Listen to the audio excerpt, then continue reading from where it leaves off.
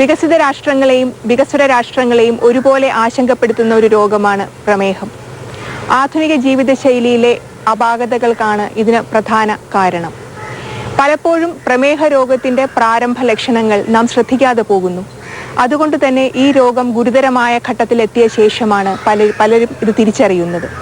ഇത്തരമൊരു തിരിച്ചറിവിന്റെ ഭാഗമായിട്ടാണ് Thiruvananthapuram Doordarshan recreation club പ്രമേഹ മെഡിക്കൽ ക്യാമ്പും ബോധവൽക്കരണ സെമിനാറും ഈയിടെ സംഘടിപ്പിച്ചത്.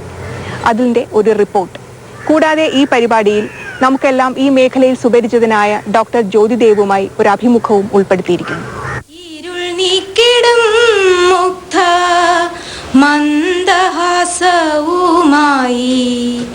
ഇങ്ങിതാ തുറക്കുന്നു വാഗധീശ്വരി വാഴും ധന്യമാം തൃക്കോവിലിൻ പൊന്മയ കവാടങ്ങൾ ജ്ഞാനദേവതേ നിത്യം.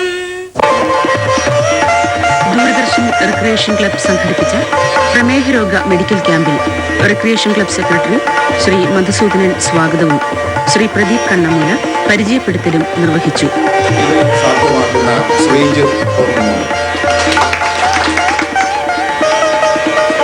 രക്തസമ്മർദ്ദവും ഇഞ്ചക്ഷനും തന്നെ മലയാളികൾ ഏറ്റവും പ്രസിദ്ധരായിരിക്കുന്ന ഒരുപക്ഷെ നമ്മുടെ അവിയൽ കഴിഞ്ഞാൽ നഴ്സുമാർക്കായിരിക്കണം. നമ്മോടൊപ്പം ഇന്ന് ജയശ്രീ ഉണ്ട്. ജയശ്രീ നമുക്ക് സ്വാഗതം ചെയ്യാം. നമ്മൾ ഇങ്ങനെ കൈയടിച്ചാൽ ഡോക്ടർ വിചാരിക്കും നമ്മളൊക്കെ രോഗികളാണെന്ന്.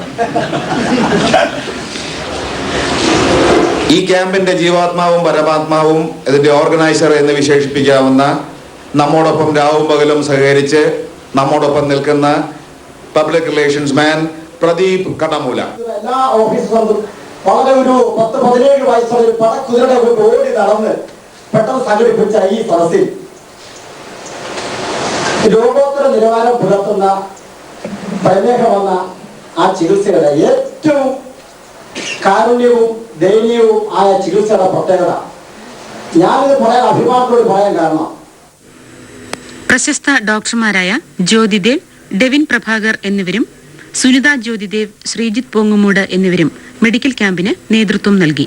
എന്നാർക്കെങ്കിലും സംശയമുണ്ടെങ്കിൽ അതിന്റെ വിശദീകരണം ഇത്രയേ ഉള്ളൂ.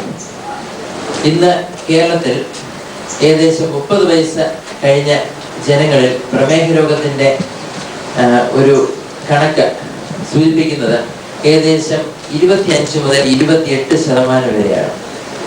ഇത് വളരെ ഞെട്ടിപ്പിക്കുന്ന ഒരു വസ്തുതയാണ്.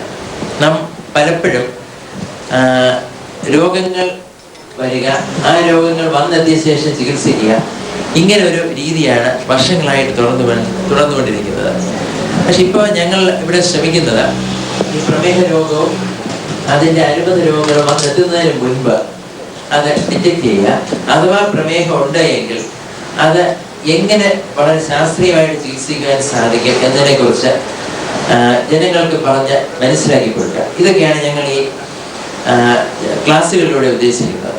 ഞങ്ങൾ കേരളത്തിലെ പല ജില്ലകളിലായിട്ട് ഈ ഡയബ് സ്ക്രീൻ എന്ന ഈ പദ്ധതി നടപ്പിലാക്കി വരികയാണ്. അമേരിക്ക പോലുള്ള നാടുകളിൽ ദുർമേധസ് കൂടുതലാണ് എങ്കിൽ പോലും പ്രമേഹ രോഗികളുടെ എണ്ണം ഇപ്പോൾ കുറഞ്ഞുകൊണ്ട് വരികയാണ്. ഇത് ഭാരതത്തിലെ ഒരു സ്റ്റാറ്റിസ്റ്റിക്സ് ആണ്. ഇത് പരിശോധിക്കുകയാണെങ്കിൽ ഏകദേശം 60 വയസ്സിന് ശേഷമാണ് ഏറ്റവും കൂടുതൽ പ്രമേഹ രോഗികളുടെ ഉള്ളത് എന്ന് മനസ്സിലാക്കാം. മറ്റൊരു വിധത്തിൽ പറയുകയാണ് എങ്കിൽ വാർദ്ധക്യത്തിലെ അവശതയ്ക്ക് പ്രധാന കാരണമായിട്ട് ഇന്ന് പ്രമേഹ രോഗം മാറുന്നുണ്ട്. ഈ ഡയബറ്റീസിന്റെ ഏറ്റവും പുതിയ ഒരു ക്ലാസിഫിക്കേഷൻ എന്ന് പറയുന്നത് ടൈപ്പ് 1, ടൈപ്പ് 2, പിന്നെ മറ്റ് കാരണങ്ങളാൽ വരുന്ന പ്രമേഹം. കേരളത്തിൽ തന്നെ 10,000-കണക്കിന് കൊച്ചു കുഞ്ഞുങ്ങൾക്കാണ് പ്രമേഹം വന്നെത്തിയിരിക്കുന്നത്. ഇവർക്ക് കുഞ്ഞുനാളിലെ തന്നെ നമ്മുടെ മധുരവും നല്ല സ്വാദുള്ള ഭക്ഷണങ്ങളും മറ്റും നിഷേധിക്കുകയാണ്. പക്ഷെ ഈ പുതിയ ഇൻസുലിൻസിന്റെ വരവോടുകൂടി അല്പം നമ്മൾ ബുദ്ധിമുട്ടുകയാണ് എങ്കിൽ, സാമ്പത്തിക സ്ഥിതി ഉള്ളവർക്കാണ് എങ്കിൽ ഗ്ലൂക്കോമീറ്ററിന്റെയും പുതിയ ഇൻസുലിൻസിന്റെയും സഹായത്തോടു കൂടി മധുരം ഭക്ഷിക്കാവുന്ന ഒരവസ്ഥ ഇപ്പോൾ വന്നെത്തിയിട്ടുണ്ട്. ഇത് മുതിർന്നവർക്ക് ഒരുപോലെ ബാധകമാണ്. പ്രമേഹ രോഗങ്ങളിൽ ഉണ്ടാകുന്ന നേത്രരോഗങ്ങളെ പറ്റിയാണ് ഇപ്പോൾ സംസാരിക്കാൻ പോകുന്നത്. നമ്മൾ എന്തുകൊണ്ടാണ് നേത്രരോഗങ്ങളെ പറ്റി അറിഞ്ഞിരിക്കേണ്ടതെന്ന് ആദ്യം പറയാം. കണ്ണിൻ്റെ ചില ഗുരുതരമായ രോഗങ്ങൾക്ക്, ഉദാഹരണത്തിന് ഗ്ലോക്കോമ, ഡയബറ്റിക് റെറ്റിനോപ്പതി, ഈ 2 രോഗങ്ങൾക്കും ആരംഭ ദിശയിൽ രോഗലക്ഷണങ്ങൾ ഒന്നും തന്നെ കാണില്ല. അതായത് ഈ രോഗം മൂർച്ഛിച്ച് കാഴ്ച മങ്ങിത്തുടങ്ങുമ്പോൾ മാത്രമേ രോഗിക്ക് ഈ രോഗങ്ങൾ ഉണ്ടെന്ന് മനസ്സിലാകുന്നുള്ളൂ. ഇങ്ങനെ വൈകിയ അവസ്ഥയിൽ നമ്മൾ ചികിത്സിക്കാൻ ശ്രമിച്ചാൽ ആ ചികിത്സ പൂർണ്ണമായും ഫലപ്രദമാകില്ല. ഇതുകൊണ്ടാണ് രോഗലക്ഷണങ്ങൾ ഒന്നും തന്നെ ഇല്ലാത്തൊരു രോഗി വർഷത്തിലൊരിക്കൽ, ഡയബറ്റിസ് ഉള്ള രോഗി വർഷത്തിലൊരിക്കൽ കണ്ണ് പരിശോധിക്കണമെന്ന് പറയുന്നത്. 50% ഡയബറ്റിക് രോഗികളിലും കണ്ണിൻ്റെ ഏതെങ്കിലും ഒരു രോഗം കാണുമെന്നാണ് പഠനങ്ങൾ തെളിയിച്ചിട്ടുള്ളത്. ഡയബറ്റിസിൽ പ്രധാനമായും 3 തരം നേത്രരോഗങ്ങളാണ് വരുന്നത്.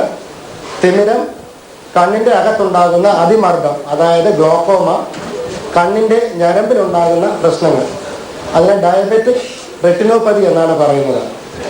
ഇതാണ് നമ്മുടെ ഷോൾഡർ ജോയിന്റ് അഥവാ തോള് എല്ല് എന്ന് പറയുന്നത്. ഇതിനുള്ള ഈ ജോയിന്റിന് മറ്റ് ജോയിന്റിൽ നിന്നും പ്രത്യേകത ഉണ്ടാകാനുള്ള കാരണം ഇത് 360 ഡിഗ്രിയിലും നമുക്ക് മൂവ് ചെയ്യാം എന്നുള്ളതാണ്. മറ്റൊരു ജോയിന്റും ഇത്രയും റേഞ്ച് കിട്ടത്തില്ല. വേറെ നമ്മുടെ ശരീരത്തിലുള്ള ഏത് ജോയിന്റ് എടുത്താലും അതിന് ഇത്രയും മൂവ്മെന്റ് ഇല്ല. ഇതിന് 360 ഡിഗ്രിയിൽ ഏത് രീതിയിൽ വേണം നമുക്ക് ഇതിനെ മൂവ് ചെയ്യാം. അതുകൊണ്ട് തന്നെ ആ ജോയിന്റിന് വരുന്ന ഒരു നിസ്സാരമായ കാര്യവും നമുക്ക് ഒരുപാട് പ്രോബ്ലംസ് ഉണ്ടാകും. കാരണം ഈ ജോയിന്റ് വെച്ച് നമ്മുടെ ഡേ ടു ഡേ ലൈഫിൽ ഒരുപാട് കാര്യങ്ങൾ നമ്മൾ ചെയ്യുന്നുണ്ട്. അത് കാരണം അതിനുണ്ടാകുന്ന നിസ്സാര പ്രോബ്ലംസ് വരെ നമുക്ക് ഒരുപാട് ബുദ്ധിമുട്ടുകൾ ഉണ്ടാകും. പ്രമേഹവും മനസ്സും തമ്മിൽ വളരെയധികം ബന്ധമുണ്ടെന്ന് ഈ അടുത്തിടയ്ക്കാണ് ശാസ്ത്രീയമായി തെളിയിക്കപ്പെട്ടിട്ടുള്ളത്.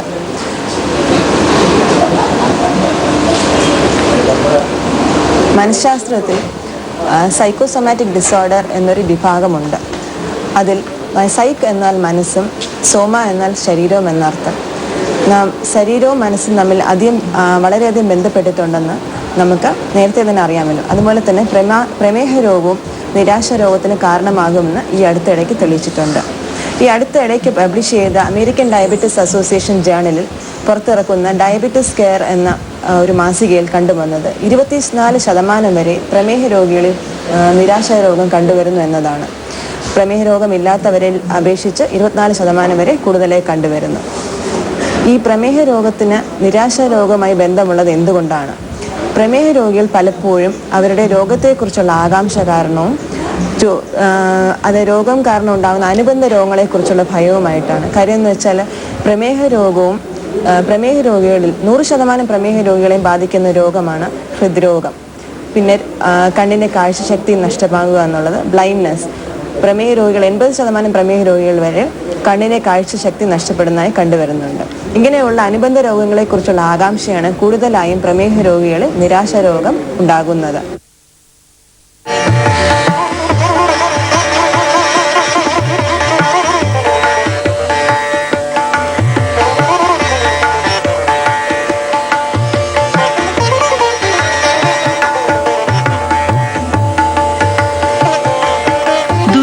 പ്രവർത്തകർക്ക് വേണ്ടി സൗജന്യ പ്രമേഹ പരിശോധന, രക്തസമ്മർദ്ദ പരിശോധന, ഡോക്ടറുമായി കൂടിക്കാഴ്ച, സംശയ നിവാരണം എന്നിവയുണ്ടായിരുന്നു.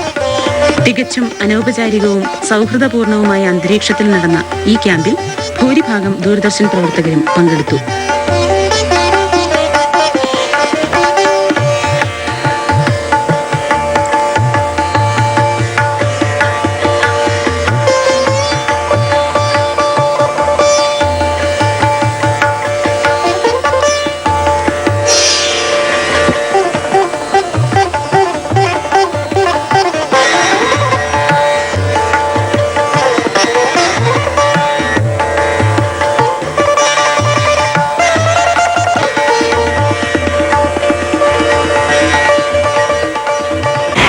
കുറച്ച് വർഷങ്ങളായിട്ട് നമ്മുടെ ആശുപത്രിയിൽ ഒരു പുതിയ ചികിത്സാ വിഭാഗമുണ്ട്, ഡയബറ്റോളജി എന്ന് പറഞ്ഞ്.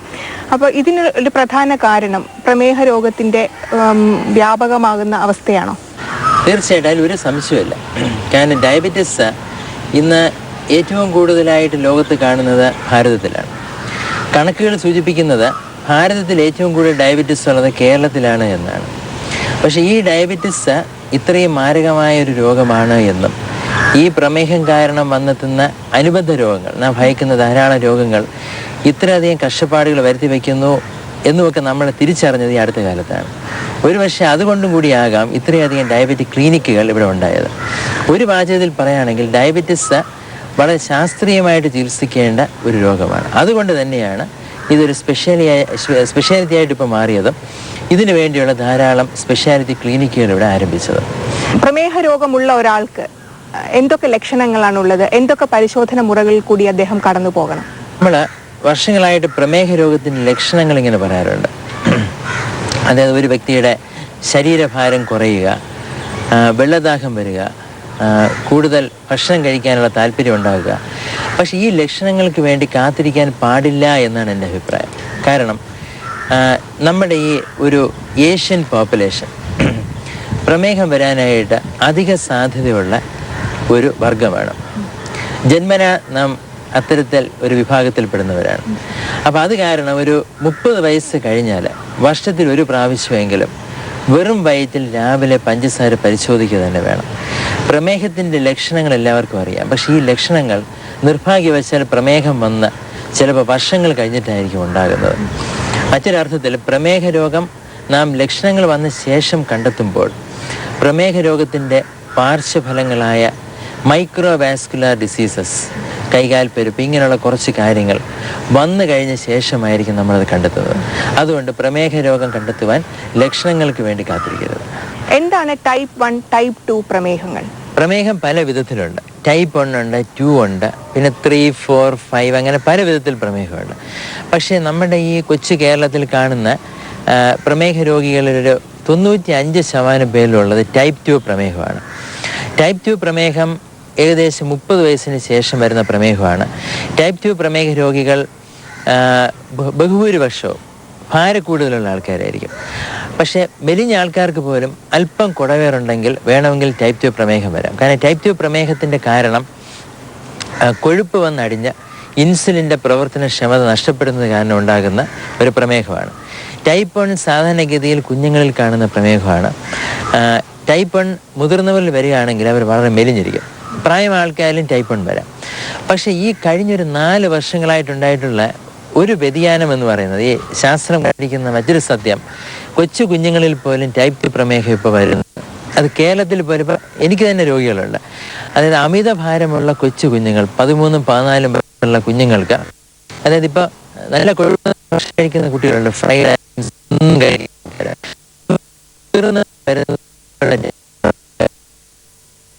നമ്മൾ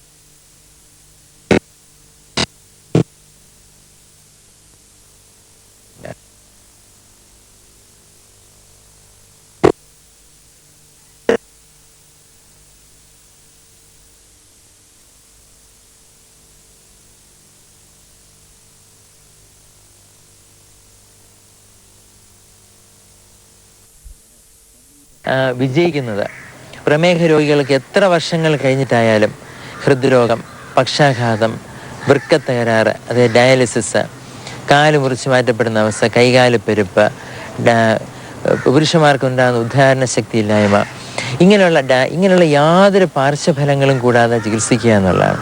അപ്പോൾ അങ്ങനെയുള്ള ചികിത്സ വിജയിക്കണമെന്നുണ്ടെങ്കിൽ രക്തത്തിലെ പഞ്ചസാര മാത്രം നിയന്ത്രിച്ചുകൊണ്ടായില്ല. പഞ്ചസാര നോർമലായിരിക്കാം, പക്ഷേ ബ്ലഡ് പ്രഷർ അല്പമെങ്കിലും കൂടുതലാണെങ്കിൽ പോലും പ്രമേഹ രോഗികൾക്ക് കിഡ്നി ഉൾപ്പെടെയുള്ള അവയവങ്ങളിൽ അസുഖം വരാം. അതുകൊണ്ട് aggressive management of blood pressure is indicated in diabetes. അത് നമുക്ക് കാഴ്ച നഷ്ടപ്പെടാതിരിക്കുന്നതിന് വേണ്ടിയും ഡയാലിസിസ് ഒഴിവാക്കുന്നതിന് വേണ്ടിയും അതുപോലെ ഹൃദ്രോഗബാധ തടയുന്നതിന് വേണ്ടിയും പരമപ്രധാനമാണ്. പ്രമേഹത്തിന് യഥാസമയം ചികിത്സിച്ചില്ലെങ്കിൽ വരാൻ സാധ്യതയുള്ള അനുബന്ധ രോഗങ്ങൾ എന്തൊക്കെയാണ്? രോഗം ചികിത്സിച്ചാലും നല്ല രീതിയിൽ ചികിത്സ രോഗി സ്വീകരിച്ചില്ലെങ്കിൽ, കാരണം രോഗം ചികിത്സിക്കുന്നത് ഡോക്ടറല്ല. കാരണം പ്രമേഹ രോഗത്തെ സംബന്ധിച്ചിടത്തോളം രോഗിയും കൂടെ ചികിത്സയിൽ ഒരു പ്രധാന പങ്കാളിയാണ്. ഏകദേശം ഒരു 80-85% രോഗികൾക്ക് വരാവുന്ന ഒരു രോഗമാണ് ഹൃദ്രോഗം അല്ലെങ്കിൽ ഹാർട്ട് അറ്റാക്ക്. അത് പ്രിവെൻറ്റബിളാണ്, നമുക്ക് തടയുവാൻ സാധിക്കുന്നതാണ്. പിന്നീട് പ്രമേഹം കാരണം വരുന്ന പ്രധാന രോഗങ്ങൾ അല്ലെങ്കിൽ പ്രമേഹം കാരണമാണ് ഈ രോഗങ്ങൾ പ്രധാനമായിട്ടും വരുന്നത്. അത് ഒരു വശം തളരുക അല്ലെങ്കിൽ സ്ട്രോക്ക്, കിഡ്നിയുടെ എൻ സ്റ്റേജ് റീനൽ ഡിസീസ്, അതായത് വൃക്കയുടെ തകരാറ് വന്നിട്ടുള്ള ഡയാലിസിസിന് വിധേയമാകുന്ന രോഗികൾ, അതിൽ ഏറ്റവും കൂടുതൽ ഇപ്പോൾ പ്രമേഹ രോഗികളാണ്. പിന്നെ കൈകാല് പെരുപ്പും നീറ്റലുമൊക്കെ വന്ന് മരവിപ്പൊക്കെ വന്ന് അത് കഴിഞ്ഞിട്ട് കാലുകൾ രക്തയോട്ടം നഷ്ടപ്പെട്ട് കാലുകൾ മുറിച്ചു മാറ്റപ്പെടുന്ന അവസ്ഥ, മുറിവുകളോ മറ്റോ വന്നിട്ട്, അതിനൊന്നാമത്തെ കാരണം ഡയബറ്റീസാണ്. പിന്നെ ഇപ്പം പ്രമേഹം വാസ്തവത്തിൽ ഉദ്ധാനശക്തി നഷ്ടപ്പെടുത്തുന്നു എന്നതുകൊണ്ട് ഏകദേശം 80 മുതൽ 90% പുരുഷന്മാർക്ക് ഏകദേശം ഒരു 10-15 വർഷങ്ങൾ കഴിയുമ്പോൾ ഇറക്ഷൻ നഷ്ടപ്പെടും, ഉദ്ധാനശക്തി നഷ്ടപ്പെടുന്നു. അത് കുടുംബ പ്രശ്നങ്ങൾക്കും വഴിതെളിക്കുന്നു. പിന്നെ പ്രമേഹം ഇന്ന് ലോകത്ത് അന്ധതയ്ക്ക് ഒന്നാമത്തെ കാരണമായിട്ട് മാറിയിട്ടുണ്ട്. പ്രത്യേകിച്ചും വർക്കിംഗ് ഏജ് ഗ്രൂപ്പിൽ 25 വയസ്സിനും 75 വയസ്സിനും മധ്യ പ്രായമുള്ളവർ. അങ്ങനെ അനുബന്ധ രോഗങ്ങളെക്കുറിച്ച് പറയുകയാണെങ്കിൽ അടി മുതൽ മുടി വരെ പ്രമേഹം എല്ലാ അവയവങ്ങളെയും ബാധിക്കുന്നു. പക്ഷേ പ്രത്യാശയ്ക്ക് വക നൽകുന്ന ഇത് മാത്രമേ ഉള്ളൂ. കഴിഞ്ഞ 4-5 വർഷങ്ങളായിട്ട് പുതിയ ചികിത്സാ രീതികൾ വന്ന ശേഷം ഞാൻ ഈ വിവരിച്ച എല്ലാ അനുബന്ധ രോഗങ്ങളുടെയും സാധ്യത പോലും നമുക്ക് നിർണ്ണയിക്കുവാനും സാധിക്കും, എല്ലാം പൂർണ്ണമായിട്ട് തടയുവാനും സാധിക്കും. ഈ പ്രമേഹ ചികിത്സാ രീതിക്ക് എന്തെങ്കിലും ഒരു സ്റ്റാൻഡേർഡ് ഗൈഡ് ലൈൻ ഉണ്ടോ?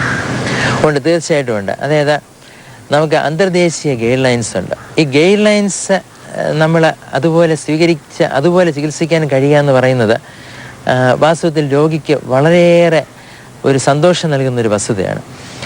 ഈ ഗൈഡ് ലൈൻസ് നമുക്ക് സാധാരണ ഒരു ആശുപത്രിയിൽ അതുപോലെ സ്വീകരിച്ച് കൊണ്ടുപോകാൻ ബുദ്ധിമുട്ടാണ്. കാരണം ധാരാളം ടെസ്റ്റുകൾ അതിലുണ്ട്, ഫോളോ അപ്പ് പാറ്റേൺ ഉണ്ട്. അപ്പോൾ അങ്ങനെ രോഗിയും കൂടെ ഉൾപ്പെടുന്നൊരു ടീം ആ ഗൈഡ് ലൈൻസ് ഫോളോ ചെയ്യുകയാണ് എങ്കിൽ തീർച്ചയായിട്ടും ഈ ചികിത്സ വിജയിക്കും. ഗൈഡ് ലൈൻസ് ഉള്ള ചികിത്സ ഉണ്ട്, ഗൈഡ് ലൈൻസ് ഇല്ലാത്ത ചികിത്സയുണ്ട്. പ്രമേഹ രോഗവുമായി ബന്ധപ്പെട്ട ഒരു അപകടസന്ധിയാണല്ലോ ഹൈപ്പോഗ്ലൈസീമിയ. ഇത്തരമൊരു പ്രതിസന്ധി നാം എങ്ങനെ തിരിച്ചറിയും? ഇതിന്റെ പ്രതിവിധി എന്താണ്? പ്രമേഹ രോഗത്തെ സംബന്ധിച്ചിടത്തോളം നമ്മൾ കഴിഞ്ഞ ഒരു 10, 40, 50 വർഷങ്ങളായിട്ട് ഭയന്നിരുന്ന ഒന്നാണ് ഹൈപ്പോഗ്ലൈസീമിയ. അതായത് പ്രമേഹ രോഗികൾക്ക് ബ്ലഡ് ഷുഗർ പെട്ടെന്ന് കുറഞ്ഞു പോകുന്നു. അപ്പോൾ കുറഞ്ഞു പോകുന്ന അപകടമാണ്. അപ്പോൾ അങ്ങനെ കുറഞ്ഞു പോകുന്നത് മരണത്തിന് വരെ കാരണമാകാം. കാരണം ഹാർട്ട് അറ്റാക്സ് ഒക്കെ വരാം. ഈ ഭയം കാരണമാണ് നമ്മൾ പ്രമേഹ രോഗത്തിൽ ബ്ലഡ് ഷുഗർ അല്പം ഉയർത്തി വെച്ചുകൊണ്ട് ഉള്ള ചികിത്സ ഇത്രയും നാളായിട്ട് നടത്തിക്കൊണ്ടിരുന്നത്. അങ്ങനെ നടത്തിക്കൊണ്ടിരുന്ന ചികിത്സയുടെ ദുരന്ത ഫലങ്ങളാണ് നാം ഇപ്പോൾ അനുഭവിച്ചുകൊണ്ടിരിക്കുന്നത്. അപ്പോൾ പ്രമേഹ രോഗത്തിന് ബ്ലഡ് ഷുഗർ കൂടാനും പാടില്ല, ഒരു പരിധിയിൽ താഴെ കുറയാനും പാടില്ല. അപ്പോൾ കുറഞ്ഞു പോകുന്ന ഹൈപ്പോഗ്ലൈസീമിയയുടെ സൂചനകളാണ് പെട്ടെന്ന് ശരീരത്തിൽ വിറയൽ അനുഭവപ്പെടുക, കാഴ്ച മങ്ങുക, പെട്ടെന്ന് വിയർക്കുക. പക്ഷേ ഇത് പ്രമേഹം ഒരുപാട് വർഷങ്ങളായി കഴിഞ്ഞ രോഗിക്ക് ഈ സൂചനകളെല്ലാം വരണമെന്നുമില്ല, ഈ സിംറ്റംസ് എല്ലാം വേണമെന്നില്ല ഈ ന്യൂറോപ്പതിയൊക്കെ വന്നു കഴിഞ്ഞാൽ. അപ്പോൾ ഒരു വിജയകരമായൊരു പ്രമേഹ ചികിത്സയിൽ ഈ രക്തത്തിലെ പഞ്ചസാര കുറഞ്ഞു പോകുന്ന അവസ്ഥയും വരുന്നില്ല, രക്തത്തിലെ പഞ്ചസാര കൂടിപ്പോകുന്ന അവസ്ഥയും വരുന്നില്ല. അതുകൊണ്ട് സൂചനകൾ അറിഞ്ഞിരിക്കണം. പക്ഷേ സൂചനകൾ ഇങ്ങനെ വന്നുകൊണ്ടിരിക്കുമ്പോഴത്തേക്ക് പ്രമേഹ രോഗി ഓരോ പ്രാവശ്യം മധുരം കഴിക്കും. ഈ മധുരം കഴിക്കുന്നത് പിന്നും പ്രമേഹ രോഗത്തെ കൂടുതൽ സങ്കീർണമാക്കുകയുള്ളൂ. അപ്പോൾ അങ്ങനെ വല്ലപ്പോഴും വരികയാണെങ്കിൽ ആ രോഗി ചികിത്സിക്കുന്ന ഡോക്ടറുമായിട്ടത് സംസാരിച്ചിട്ട് അങ്ങനെ വരാത്ത രീതിയിലുള്ള ചികിത്സ കൊണ്ടുപോകണം. പ്രമേഹ രോഗ ചികിത്സയുടെ കോർണർ എന്ന് പറയുന്ന ഗ്ലൂക്കോമീറ്ററാണ്. അതിൽ സ്വയം രക്തപരിശോധന നടത്തി രോഗി ചികിത്സിക്കുന്ന ഡോക്ടറുമായിട്ട് സമ്പാദിച്ച് മാത്രമേ ഈ പറഞ്ഞ ആ ഒരു ഷോക്കില്ലേ, ഹൈപ്പോഗ്ലൈസമിക് അറ്റാക്സ്, അതൊക്കെ പ്രിവെൻറ്റ് ചെയ്യാൻ നന്നായിട്ട് പോകാൻ പറ്റുള്ളൂ. ഒരു രോഗി ചെയ്യേണ്ട ഒരു ഐഡിയൽ ആയിട്ടുള്ള ജീവിതചര്യ എന്താണ്? അന്തർദേശീയ ചികിത്സാ നിർദ്ദേശങ്ങളുണ്ട്. ഈ അന്തർദേശീയ ചികിത്സാ നിർദ്ദേശങ്ങൾ രൂപപ്പെടുത്തുന്നതിന് എല്ലാ രാജ്യങ്ങളിൽ നിന്നുമുള്ള ജനവിഭാഗങ്ങൾ ഉൾപ്പെടുത്തിയുള്ള ഗവേഷണങ്ങളാണ് നടത്തിയിട്ടുള്ളത്. അപ്പോൾ അതിൽ ഭാരതീയരെ ഉൾപ്പെടുത്തിയിട്ടുണ്ട്. ഏകദേശം 20% ഇന്ത്യക്കാരാണ് ഈ പല ഗവേഷണങ്ങളിലും പങ്കെടുത്തിട്ടുള്ളത്. അതുകൊണ്ട് ഇവിടെ അഭിപ്രായ വ്യത്യാസമില്ല. പക്ഷേ നമുക്ക് പ്രത്യേകിച്ച് ഒരു ഡയറ്റ് ഡയബറ്റീസിന് പറഞ്ഞു കൊടുക്കുക ബുദ്ധിമുട്ടാണ്. കാരണം ഓരോ വ്യക്തിയിലും അത് ഡിഫറെൻ്റ് ആയിരിക്കും. കാരണം ഒരു പ്രമേഹ രോഗി നമ്മൾ പഴങ്ങൾ കഴിക്കാമെന്ന് പറയുന്നുണ്ട് എന്ന് കരുതുക. പക്ഷെ പഴം കഴിക്കുമ്പോഴത്തേക്ക് ഗ്ലൂക്കോമീറ്റർ കയ്യിലുണ്ടെങ്കിൽ ആ രോഗിക്ക് മനസ്സിലാവും പെട്ടെന്നാണ് ഈ ബ്ലഡ് ഷുഗർ ഷൂട്ടപ്പ് ചെയ്യുന്നത്. അത് ക്രൂരതയാണ് നമ്മൾ അങ്ങനെ പറയുന്നത്. പക്ഷെ ഓരോ രോഗിയും വ്യത്യസ്തമാണ്. പഴങ്ങൾ കഴിക്കണം, ചില പഴങ്ങൾ കഴിക്കാം, പക്ഷെ ഓരോ രോഗിക്കും വ്യത്യസ്തമായിരിക്കും. ഡയബറ്റീസ് ഡയറ്റ് എന്നൊരു സങ്കല്പം ഇപ്പോൾ അപ്രത്യക്ഷമായി. അതിന് പകരം healthy diet for the whole ഫാമിലിയാണ്. അതായത് കാർബോഹൈഡ്രേറ്റ്സ് അത്യാവശ്യം കഴിക്കുക, പ്രോട്ടീൻ അത്യാവശ്യം കഴിക്കുക. പക്ഷേ നമ്മൾ കൃത്യമായിട്ട് ബ്ലഡ് ഷുഗേഴ്സൊക്കെ നോക്കി ഒരു വ്യക്തിക്ക് വേണ്ടി മാത്രമായിട്ട് വീട്ടിൽ ഭക്ഷണം പാചകം ചെയ്യാതെ എല്ലാവർക്കും കഴിക്കാവുന്ന ഒരു നല്ല ഭക്ഷണ രീതി. ആ ഒരു ഹെൽത്തി ഡയറ്റ് എന്ന് പറയുന്നത് നമുക്ക് ജനറലായിട്ട് പറയാൻ പറ്റില്ല. പക്ഷേ അതിൽ കൊഴുപ്പ് കുറവായിരിക്കും, മത്സ്യം കാണും, ധാരാളം വെജിറ്റബിൾസ് വേണം.